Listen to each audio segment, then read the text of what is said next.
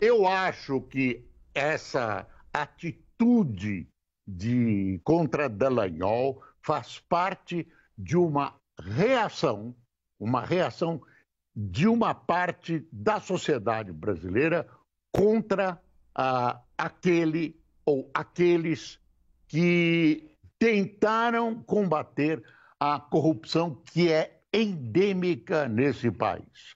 Então, está aí uma vingança dessa parte da elite brasileira,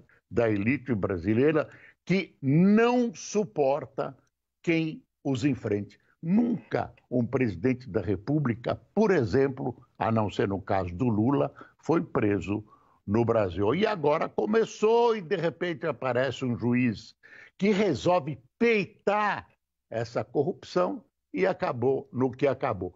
E eu digo isso sempre e vou repetir. No Brasil é assim. O mocinho, no final do filme, vai preso e o bandido é homenageado. Discordar em tudo que você disse com absoluta tranquilidade, porque eu estou discordando de alguém que eu vejo há muito tempo. Se outro estivesse no lugar dele e fosse o Dallagnol promotor eleitoral, com certeza o Dallagnol teria entrado com ação exatamente aquela que ele sofreu.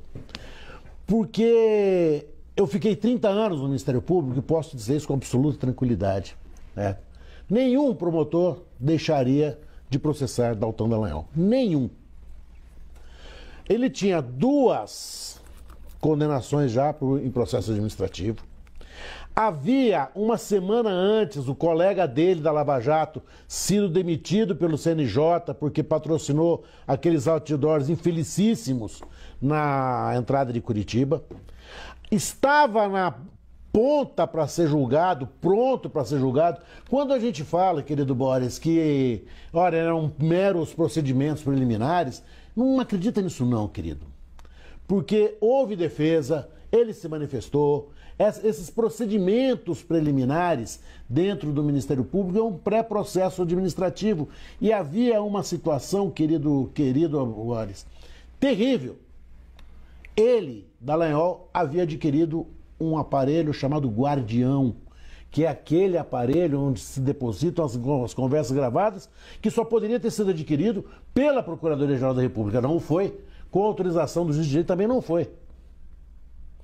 Esse processo administrativo, com mais de 2.000 páginas, né, estava pronto para ser julgado.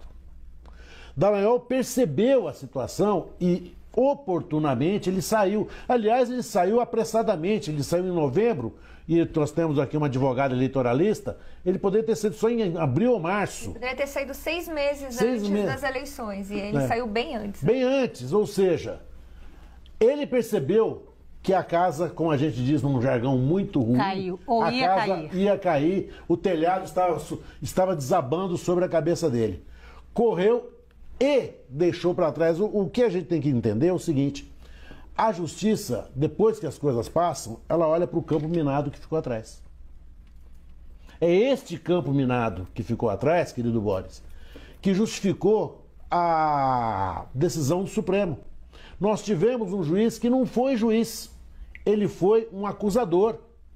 Tanto assim bem sucedido que ele trocou a toga pelo cargo de ministro. Tão logo as eleições terminaram. Nós não podemos esquecer desses fatos. Lula não foi de jeito nenhum processado por uma justiça que a gente pensa numa palavra absolutamente simples, que ninguém sabe direito exatamente o que é, mas todo mundo sente exatamente o que significa, que é uma justiça imparcial. Lula caiu num alçapão, onde ele seria moído, e seria o resultado dessa moagem de Lula até o trampolim do Sérgio Moro para o Supremo Tribunal Federal, que quebrou no meio do caminho por problemas no relacionamento dele com o ex-presidente Bolsonaro. Mas eu posso te assegurar, querido, que a decisão da Lava Jato foi uma decisão festejada em muitas outras instâncias mundiais. Sim. Só terminar, 18 juristas mundiais foram convocados pela ONU para apreciar a situação do Lula. Os 18 consideraram que o ministro e ex-juiz Sérgio Moro foi parcial.